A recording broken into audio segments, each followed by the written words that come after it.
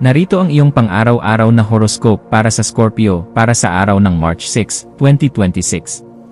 Sa pagdating ng umagang ito ng March 6, mararamdaman mo ang isang napakalalim na enerhiya na nagmumula sa iyong kalooban na nag-uudyok sa iyo na suriin ang mga aspeto ng iyong buhay na nangangailangan ng pagbabago. Ang mga planeta ay nagbibigay sa iyo ng isang pambihirang talas ng pakiramdam upang makita ang mga katotohanang nakatago sa likod ng mga salita ng ibang tao. Kaya naman ang iyong pagiging mapagmasid ay magsisilbing proteksyon sa anumang balakid na dadaan sa iyong harapan. Gamitin ang biyayang ito upang ayusin ang iyong mga prioridad at huwag kang matakot na bitawan ang mga bagay na hindi na nakakatulong sa iyong pag-unlad dahil ang bawat hakbang mo ngayon ay may sapat na katuwiran at layunin para sa iyong ikabubuti. Pagdating sa iyong karera at mga tungkulin sa trabaho, ang petsang ito ay nagdadala ng isang mahalagang pagkakataon kung saan ang iyong husay sa paghawak ng mga komplikadong sitwasyon ay lubos na mapapansin ng iyong mga nakatataas. Mapapansin nila ang iyong pagiging maingat sa pagpapasya at ang iyong kakayahan na manatiling kalmado sa gitna ng matinding pressure, kaya asahan na ang iyong opinyon ay hihilingin sa mga usaping nangangailangan ng malalim na pagsusuri at diskarte. Huwag kang mag-atubiling ipakita ang iyong galing sa paglutas ng mga problema na tila wala ng solusyon, dahil ang iyong mabusising paraan ng pag-iisip ay sadyang kailangan upang matiyak na ang inyong mga proyekto ay magtatagumpay ng may sapat na dangal at kakinisan. Sa usaping pananalapi, ang araw na ito ay humihingi ng isang matalinong pagsusuri sa iyong mga nagawang budget upang masiguro na ang bawat bahagi ng iyong kita ay nailalagak sa mga bagay na magbibigay sa iyo ng pangmatagalang seguridad sa buhay. Maaaring may lumitaw na oportunidad para sa isang investment na may kinalaman sa teknolohiya o mga serbisyong nangangailangan ng mataas na antas ng pagtitiwala. Ngunit kailangan mong maging mabusisi sa bawat dokumento bago mo ibigay ang iyong buong pagsang-ayon sa anumang transaksyon. Ang pagiging masinop sa iyong mga gastusin at ang paglalaan ng sapat na halaga para sa mga hindi inaasahang pangangailangan ay magbibigay sa iyo ng ganap na kagaanan sa loob ng iyong puso at katiyakan na ang iyong yaman ay nasa mabuting kalagayan. Ang aspeto ng pag-ibig at pakikipag-ugnayan ay nasa isang yugto ng matinding koneksyon at malalim na pagpapahalaga kung saan ang iyong puso ay naghahangad ng isang relasyon na may sapat na respeto sa iyong mga personal na sikreto at pangarap.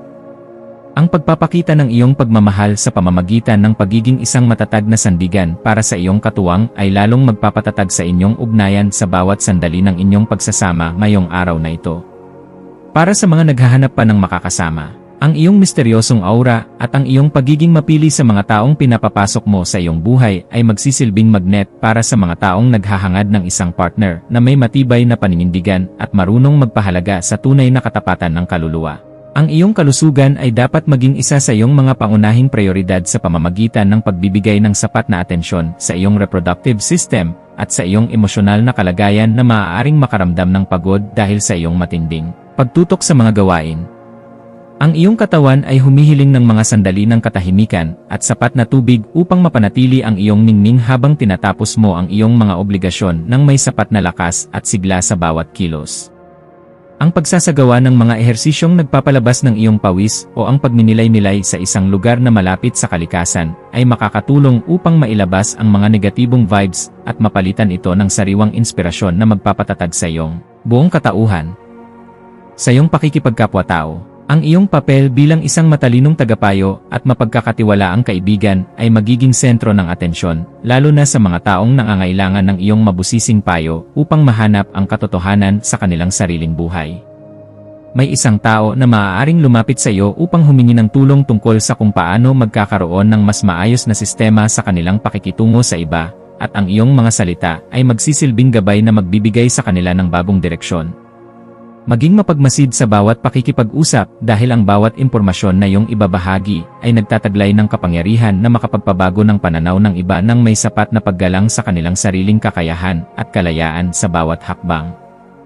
Ang iyong malikhaing isipan ay magkakaroon ng pambihirang kislap sa hapon, lalo na sa mga gawaing may kinalaman sa pagsisiyasat, pagsusulat, o anumang paraan ng pagpapahayag na nagpapakita ng iyong pagiging mabusisi sa bawat aspeto ng iyong ginagawa para sa iyong kagalakan.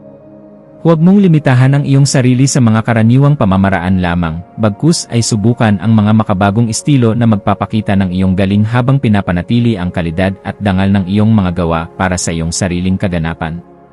Ang pagbuo ng isang bagay na may layuning magbigay ng kagaanan at inspirasyon sa marami ay nagbibigay sa iyo ng ganap na tagumpay na sadyang napakahalaga para sa iyong emosyonal na pag-unlad bilang isang individual. Para sa pamilya, asahan ang isang kaganapan sa loob ng tahanan na mangangailangan ng iyong pagiging mahinahon upang maging maayos ang takbo ng inyong samahan sa kabila ng mga posibleng maliliit na hindi pagkakaunawaan tungkol sa mga usaping personal.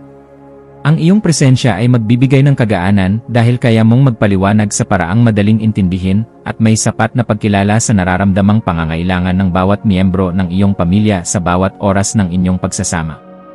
Maging mapagpatawad sa mga pagkukulang ng iyong mga mahal sa buhay at maging isang gabay na laging handang tumulong sa pag-aayos ng anumang aberya dahil ang matatag na pundasyon sa loob ng tahanan ang tunay mong sandigan sa bawat hamon. Ang iyong intuwisyon ay magsisilbing isang matalas na kumpas sa pagpapasya tungkol sa isang bagong oportunidad na may kinalaman sa iyong personal na pag-unlad o sa pagpapaganda ng iyong sariling kasanayan sa pakikipag-ugnayan sa mga taong may mataas na katungkulan.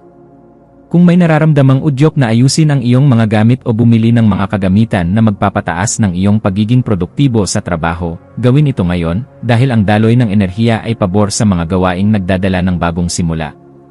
Ang iyong panloob na boses ay malakas na nagpapaalala na handa ka na para sa isang mas mataas na antas ng kaganapan sa iyong pagkatao. Kaya pakinggan ito at huwag hayaang ang mga alinlangan ay humadlang sa iyong asenso. Sa aspeto ng edukasyon at pagkuha ng karunungan, ang iyong isipan ay magiging kasing talas ng isang kidlat na handang unawain ang bawat komplikadong impormasyon upang mahanap ang pinakaugat ng katotohanan sa iyong mga pinag-aralan ngayong araw. Gamitin ang panahong ito upang magbasa ng mga materyales na magpapalawak ng iyong pangunawa sa mga usaping may kinalaman sa sikolohiya, sining, o sa mga paraan ng wastong pamumuhay dahil ang mga ito ay sadyang makakatulong sa iyo. Ang bawat impormasyon na iyong matututunan ay magsisilbing hiyas sa iyong isipan, kaya huwag kang titigil sa paghahanap ng liwanag hanggang sa marating mo ang ganap na kalinawan na iyong matagal nang hinahanap para sa iyong seguridad. Iwasan ang pagiging masyadong mapaghinala sa iyong mga kasamahan upang hindi ka makagawa ng pader na maglalayo sa iyo sa mga magagandang oportunidad na maaaring dumating sa iyong harapan sa bawat sandali ng iyong pagtatrabaho. Ang pagpapanatili ng isang balanse sa pagitan ng iyong pagiging mapagmatsyag at ng iyong pagiging bukas sa mga suhestyon ng iba ay isang kasanayan na dapat mong pagtuunan ng pansin ngayong araw upang mas lalo kang irespeto ng lahat. Ang pagpili sa kung ano ang nakakabuti sa iyong pangmatagalang mithiin nang hindi isinasakripisyo ang iyong mga prinsipyo ay magbibigay sa iyo ng mas mabilis na resulta at mas malalim na kagalakan sa bawat sandali.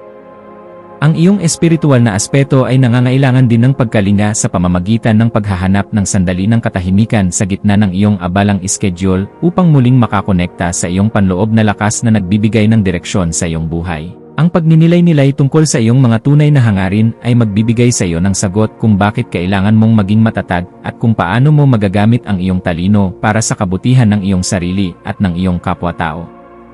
Ang pagpapasalamat sa bawat biyaya, maliit man o malaki, na iyong natatanggap ay magbubukas ng pinto para sa mas marami pang milagro, kaya panatilihin ang iyong integridad at ang iyong pagiging marangal sa lahat ng pagkakataon. Maging mapagmasid sa mga dokumento, email, o mga mensaheng iyong matatanggap ngayong hapon. At siguraduhin na naintindihan mo ang bawat detalye bago ka magbigay ng iyong pagsang-ayon upang maiwasan ang anumang aberya sa iyong mga transaksyon sa hinaharap. Ang paghingi ng payo sa mga taong may sapat na karanasan o sa iyong mga mentor ay isang matalinong hakbang na dapat mong gawin upang maprotektahan ang iyong mga interes at ang iyong pinaghirapan sa loob ng mahabang panahon. Ang pag-iingat sa ganitong mga usapin ay magbibigay sa iyo ng kapanatagan na ang iyong mga hakbang ay nasa loob ng katuwiran at hindi ka malalagay sa alanganin dahil lamang sa kakulangan sa mabusising pagsusuri. Sa pagdating ng gabi, maglaan ng oras upang ayusin ang iyong kapaligiran at ang iyong isip sa pamamagitan ng paggawa ng mga bagay na nagpapakalma sa iyong sistema gaya ng paggawa ng listahan ng mga pasasalamat o pag-aayos ng iyong kwarto. Ang kaayusan sa iyong kapaligiran ay direktang nakakaapekto sa iyong pakiramdam. Kaya ang pagliligpit ng iyong mga kagamitan at ang pag-aayos ng iyong kwarto ay makakatulong upang maalis ang mga tensyon sa iyong isipan na dulot ng sobrang pagpapakapagod. Ang pagpapasalamat sa bawat tagumpay na iyong nakamit sa araw na ito ay magpapanatili sa iyong positibong disposisyon na siyang magsisilbing magnet para sa mas magagandang balita na darating sa iyong pintuan bukas para sa iyong patuloy na ikaunlad. Bilang huling payo para sa iyo, laging tandaan na ang tunay na lakas ay matatagpuan sa pagkakaroon ng isang mapayapang puso na laging handang umunawa sa sarili at sa ibang tao nang may sapat na pagmamahal sa bawat sandali ng iyong pagkilos. Manatiling nakatutok sa iyong sariling landas habang nagpapakita ng malasakit sa mga taong nasa paligid mo, dahil ang kaganapan ng iyong pagkatao ay matatagpuan sa pagbabahagi ng iyong liwanag ng may dangal sa lahat ng pagkakataon na ibinibigay sa iyo. Hayaang ang liwanag ng karunungan ang maging gabay mo sa pagtahak sa daan ng iyong mga adhikain, at maniwala ka na sa bawat pagsusumikap mo na magpakita ng kabutihan, mayroong magandang bukas na naghihintay para sa iyo. Ang iyong mga maswerteng numero para sa araw na ito ay 8, 11, at 19. Ang iyong maswerteng kulay ay maroon o itim na sumisimbolo sa lakas at kapangyarihan. At ang maswerteng gawain para sa araw na ito ay ang paglilinis ng iyong mga lumang kagamitan, ang pagpapatatag ng iyong mga koneksyon sa negosyo, o ang paglalaan ng oras para sa isang malalim na pagninilay-nilay upang mahanap ang sagot sa isang matagal ng katanungan sa iyong isipan.